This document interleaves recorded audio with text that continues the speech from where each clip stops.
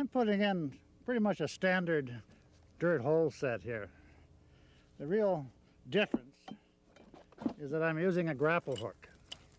I probably use grapple hooks at 50% of my sets in northern Minnesota. A lot of the fox trapping in the northern forests of Minnesota, Wisconsin, Michigan, and Canada is done along woods roads and logging trails. The problem is hunters use these same roads and trails, so you want to get your catch out of sight. And the way to do it is to use a grapple hook. If all goes well, the fox will leave the set location and become entangled out of sight in nearby brush. The trick is not to have them hang up too soon, especially along a road. So choose a location where the nearest trees and saplings are some distance from your set. Now I'm going to bury this grapple hook directly below my trap with the points facing away from the hole. But first I'm going to add a length of flagging. The idea here is if the fox is able to travel some distance, some of this may tear loose and give me an idea which way he's going. Let's lay this in. I've got about 6 feet of chain, probably a little less here. It's sort of a combination setup I've got here for both fox and coyote. The trap is a number 2 round jaw. If I was going strictly for a fox, I would probably go to a 1.5. But I would stick with that coyote-sized grapple. Even the fox is pretty strong. Now I'll just shovel this dirt in over my grapple.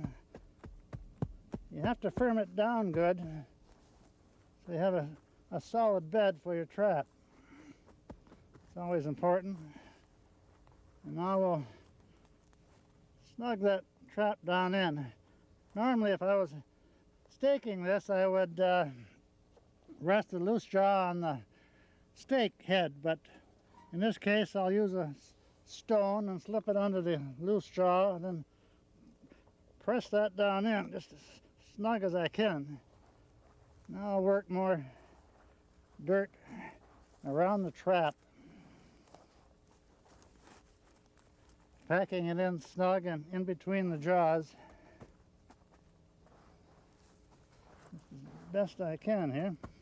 I think I'll shake some dirt over my trap here, and I'll take a stick, clean that pan off and some of the dirt that it's lumps that it got underneath the pan. Better build up the sides here a little bit more. Now I'll put on a pan cover. Put a little dirt over that. Sifter and work that dirt over the trap.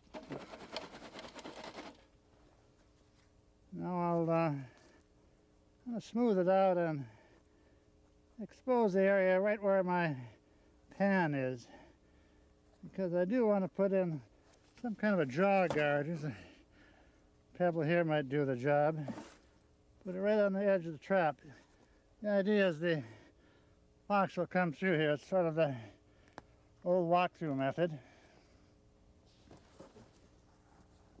I'll put some more dirt over there.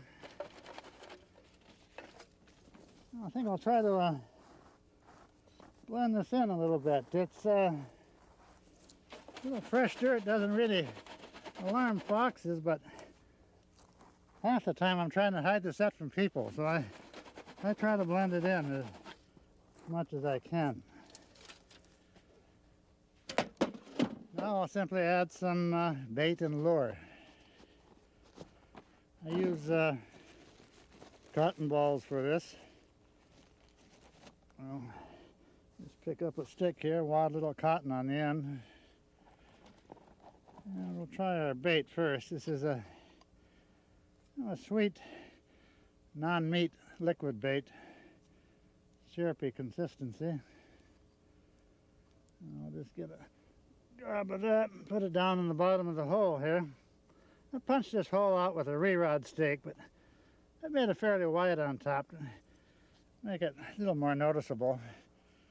On the edge of a road or something, I don't want it to be noticeable, but here it doesn't hurt. And I'll put some glanel there. I've punched a sort of side pocket in my dirt hole to put the lure, keep it separate from the bait. And I'll do this over the hole in case I spill some. I don't want to get on my trap. Don't want digging in the wrong spot. Sometimes that cotton likes to stick right on there. There, we think we got it. I'll lay these sticks over here by my backing. Now all that remains is a little urine. I'll put my gloves on first because it doesn't really hurt to have a little urine on your gloves and natural odor. Then I'll just brush up the set location. Put a little urine around the hole and right on my backing. I'll try to blend things in here a little bit more. Well, that about does it.